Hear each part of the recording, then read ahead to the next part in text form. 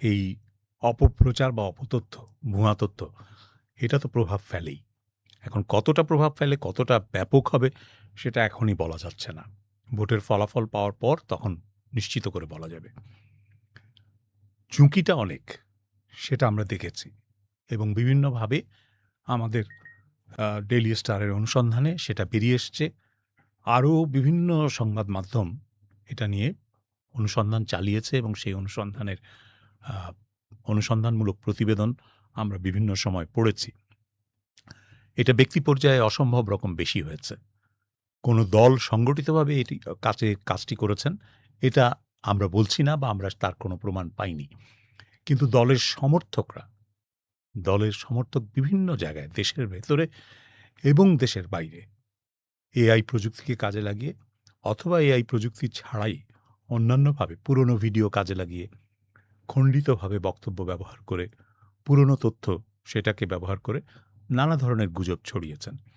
এবং গতরাতে একটা পর্যায়ে এমনই মনে হচ্ছিল যে আসলে বোধহয় নির্বাচনটা ভণ্ডুল করার জন্যে বা কলঙ্কিত করার জন্য একটা ব্যাপক সংগঠিত তৎপরতা শুরু হয়েছে। আমরা সেজন্যে শুনেছি যে জামাতের নেতা এটা লাইলাতুল গুজব, গুজব বলে তিনি গুজবের রাত বলে অভিহিত করেছেন। তো আসলে এত যে গুজব ছড়াচ্ছিল, দ্রুতই মানে বিভিন্নভাবে আ বিপ নির্বাচন পরিচালনাকারী কর্তৃপক্ষ, কমিশন এবং আইনশৃঙ্খলা বাহিনীর হস্তক্ষেপ, সংবাদ মাধ্যমগুলোর ভূমিকা, এগুলো সব মিলিয়ে কিন্তু পরিস্থিতিটা নিয়ন্ত্রণে চলে এসছে। ওই গুজব খুব আর বেশি বাড়তে দেওয়া হয়নি। ফলে আজকে সাধারণভাবে ভোটের পরিবেশ ভালোই ছিল, স্বাভাবিক ছিল। এই অপতথ্য নিয়ে যারা কাজ করছেন এমনই একজন এক্সপার্ট রয়েছেন আমাদের সঙ্গে। তার সাথে একটু কথা বলতে চাই। কামাল ভাই, আপনার কাছে ফিরবো। আমাদের সঙ্গে এই মুহূর্তে যারা অপতথ্য এবং এই নিউজগুলো ডিসেমিনেট করা নিয়ে কাজ করেন, তাদের মধ্যে যে সংগঠন বা প্রতিষ্ঠানগুলো রয়েছেন, তার মধ্যে রুমার স্ক্যানারের সিনিয়র ফ্যাক্ট চেকার তানভীর আবির আমাদের সঙ্গে এই মুহূর্তে লাইভে যুক্ত আছেন। তানভীর আবির, যদি আমাকে শুনতে পান, সম্ভবত ভোটের মাঠের বাইরে গিয়ে অফ দ্য ফিল্ড অর্থাৎ অফলাইনে আপনাদের আরও বেশি হয়তো ঘাম ঝরাতে হয়েছে এই অপতথ্যগুলো ডিসেমিনেট করার জন্য। ধন্যবাদ।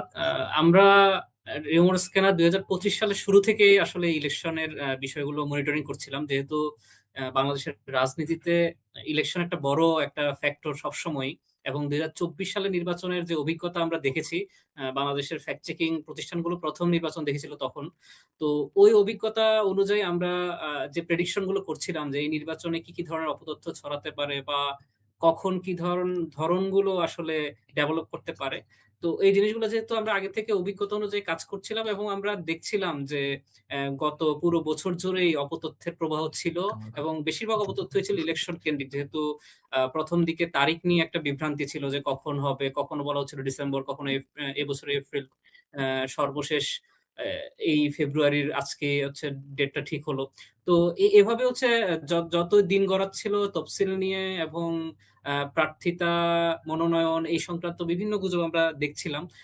এবং এই গুজবের প্যাটার্ন গুলো খুবই কমন ছিল। বাংলাদেশে আমরা যেটা দেখি যে এআই এর ব্যবহারটা গত কয়েক বছরে মানে খুব বেশি বেড়ে গিয়েছে এবং এই এআই এর ব্যবহারটা একটা বড় অ্যা একটা উপাদান হচ্ছে ডিপফেক্ট।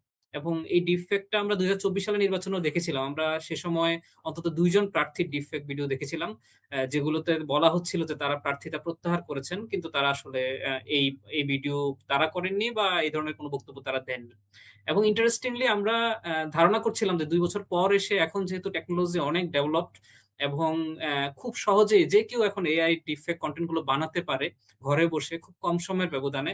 তো এটা একটা বড় ঝুঁকি এবং নির্বাচন কমিশনও আমরা দেখছিলাম যে বারবারই বলে আসছিল যে এআই তাদের জন্য একটা বড় থ্রেট হতে পারে। এবং আমরা আমাদের বিভিন্ন পরিসংখ্যানেও দেখিয়েছি এবং এটা সত্যি হয়েছে। গত বছর জুড়ে আমরা প্রায় ৭.৫ শতাধিক এআই কনটেন্ট শনাক্ত করেছি, যেগুলো শুধুমাত্র নির্বাচন কেন্দ্রিক ছিল। এবং ডিপফেক এর যে আশঙ্কাটা ছিল সেটা আমরা আজ সকালেই দেখলাম যে খাগড়াছড়ির একজন স্বতন্ত্র প্রার্থী সমীরণ দেওয়ান, তার নামে একটা ডিফেক্ট ভিডিও ছড়ানো হয়েছে এবং সেখানে তিনি বলছেন যে তিনি স্ট্রোক করা তিনি হচ্ছে আ এভাবে লেখা হয়েছে যে স্ট্রোক করার কারণে তিনি হচ্ছে নির্বাচন থেকে সরে দাঁড়াচ্ছেন। তো এটা আসলে তিনি বলেননি। আমরা তার পিএস এর সাথে কথা বলেছি এবং ভিডিওটা এনালাইসিস করে দেখেছি ভিডিওটা ডিফেক্ট। তার মানে এই কনটেন্ট, এআই কনটেন্ট এবং ডিপফেক গুলো এই নির্বাচনেও খুবই প্রাসঙ্গিকভাবে মানুষকে বিভ্রান্ত করছে।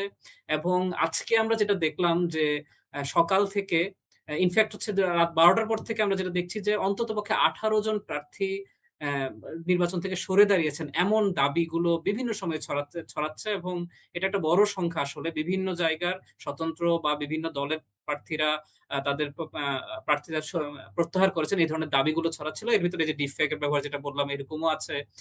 Facebook পোস্টগুলো স্ক্রিনশট এডিট করে ছড়ানো হচ্ছে এবং পোস্ট আকারে বা বিভিন্ন ধরনের আমরা দেখলাম যে ইসির বিভিন্ন ভুয়া নোটিশও ছড়ানো হচ্ছে যেখানে বলা হচ্ছে যে তার প্রার্থিতা বাতিল করা হয়েছে। তো এই জিনিসগুলো কিন্তু নির্বাচনের আ এই যে সারাদিন ব্যাপী নির্বাচন হলো এটাকে একটা প্রভাবিত করার চেষ্টা, এটা আমরা আগে থেকেও বলছিলাম। কারণ মানুষ এই কম সময়ের ভিতরে ভোট যখন দিতে যায় তখন যদি শোনে যে তিনি কোন একটা পোস্ট দেখে যদি বিভ্রান্ত হয় যে না তিনি তো প্রার্থিতা থেকে সরে দাঁড়িয়েছেন। তাকে স্বাভাবিকভাবে ভোট দিতে চাইবেন না। তার ভোটটা নষ্ট করতে চাইবেন না। হুম, এই জিনিসগুলো কিন্তু ক্রস চেক করারও তার সময় থাকে না। এবং এটা এত কম সময়ের ভিতরে ভোটটা দিতে যান তিনি এবং তার সামনে যেটা পড়ে সেটাই তিনি বিশ্বাস করার সুযোগটা বেশি থাকে। তো এই জায়গাটাতে অনেকেই হচ্ছে বিভ্রান্ত হচ্ছেন এবং প্রার্থীরাও আমরা মনে ক্ষতিগ্রস্ত হচ্ছেন। আরেকটা যেটা বড় বিষয় ছিল সেটা হচ্ছে যে ভুয়া ফটো কার্ড। এটা আমরা ২০২৩ সাল থেকে বাংলাদেশে এই ফটো কার্ডের এই অস্ত্র হিসেবে আমরা বলছি যে অপতথ্য ছড়ানোর একটা অস্ত্র হিসেবে ব্যবহার হচ্ছে গণমাধ্যমের ভুয়া এবং নকল ফটো কার্ড। এবং এই নির্বাচনে এটা খুবই প্রাসঙ্গিক একটা বিষয় যে আমরা নিয়মিতই দেখছি ভুয়া ফটো কার্ড এবং সম্পাদিত ফটো কার্ডের ব্যবহার এবং ফটো কার্ড গুলো যেহেতু গণমাধ্যমের নাম, লোগো এবং ডিজাইন নকল করে ছাড়া হচ্ছে বা প্রচার করা হচ্ছে, মানুষ সহজেই কিন্তু সেটা বিশ্বাস করে। এবং আমরা অনেক ফটো কার্ডই দেখি যে খুব কম সময়ের ভিতরে হাজার, হাজার লাইক পেয়ে যায়, রিঅ্যাক্ট পেয়ে যায়। যেটা আসলে মূল যে মানে যে গণমাধ্যমের মূল ফটো কার্ড যেটা, সেটাতেও এত এনগেজমেন্ট আসে না যেটা আমরা দেখি। তো মানুষ আসলে এ এ এই ধরনের জিনিসগুলোতে বিশ্বাস করে। কারণ মানুষ আমাদের কাছে অনেক সময় প্রশ্ন আসে যে তারা বলে যে, "ভাই এটা তো এই গণমাধ্যমের লোগো আছে। আপনি কিভাবে এটাকে মিথ্যা বলছেন?"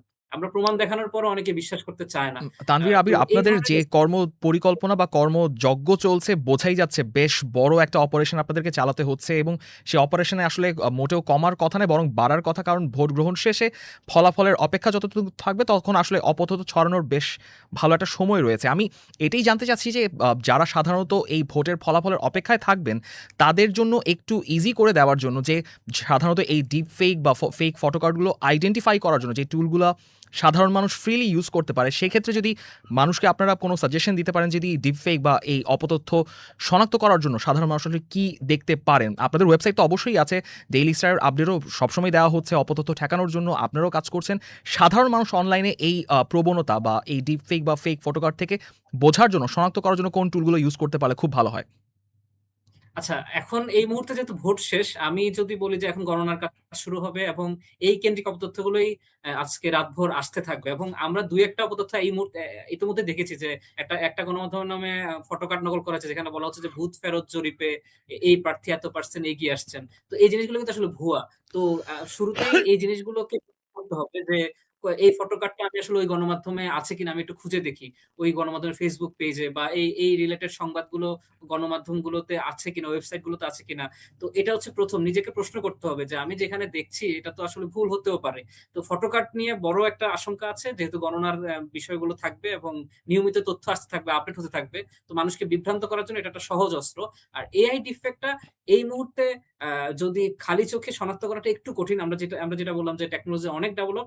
তবে একটু লক্ষ্য করলে, একটু বিশ্লেষণ করলে যে এই কনটেন্ট গুলোতে যে উপাদানগুলো আছে, যে মানুষগুলো চলাফেরা বা আশেপাশের যে এলিমেন্ট গুলো এগুলোর মুভমেন্ট যদি একটু খেয়াল করে মানুষ আসলে ধরতে পারে কিছু অসঙ্গতি। তো আমরা বলি যে ১ম এ এই সন্দেহটা করা উচিত যে আপনি যেটা দেখছেন সেটা যদি আপনি শেয়ার করার আগে যদি আপনাকে আগে নিশ্চিত হতে হবে যে এটা আসলেই বাস্তব কোনো কনটেন্ট কিনা। তো এইটা বুঝার জন্য আপনাকে আগে এনালাইসিস করতে হবে। সবারই এনালাইসিস জ্ঞানটা থাকা দরকার।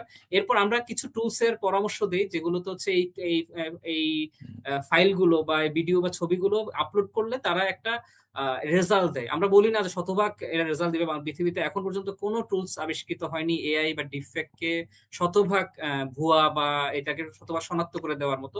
তারা শুধুমাত্র এনালাইসিস করতে পারে। উপাদানগুলো এনালাইসিস করে একটা রেজাল্ট দেয় যে এত% এআই জেনারেটেড হতে পারে। তো এটার উপর ডিপেন্ড করা আসলে সুযোগ নেই। আমরা এটাকে সেকেন্ডারি সোর্স হিসেবে বলার চেষ্টা করি। কিন্তু প্রথমত আপনাকে আগে প্রশ্ন করতে হবে যে এই জিনিসগুলো যেটা দেখছি এটা আসলে সত্যিকারই কিনা বা লাইভ ফুটেজ আছে কিনা একটু একটু সার্চ করে দেখা বা ওই এলাকার ঘটনাগুলো যারা কভার করছেন প্রতিনিধি বা সংবাদ মাধ্যমগুলোর ক্ষেত্রেও এই জিনিসটা জরুরি যে কিছু একটা শুনলে বা কিছু একটা ভিডিও দেখে আসলে শেয়ার না করা। সংশ্লিষ্ট অথরিটির সাথে কথা বলা এবং সাধারণ জনগণ এটা করতে পারে। এখন যেহেতু সব ক্ষেত্রে অ্যাক্সেস আছে এবং সরকারেরও কিছু হটলাইন আছে যেগুলোতে ফোন করে ইমিডিয়েট তথ্য পাওয়া যায়। তো এই ক্ষেত্রে এই জিনিসগুলো ইমিডিয়েট হচ্ছে সহায়তা করতে পারে আমরা বিশ্বাস করি।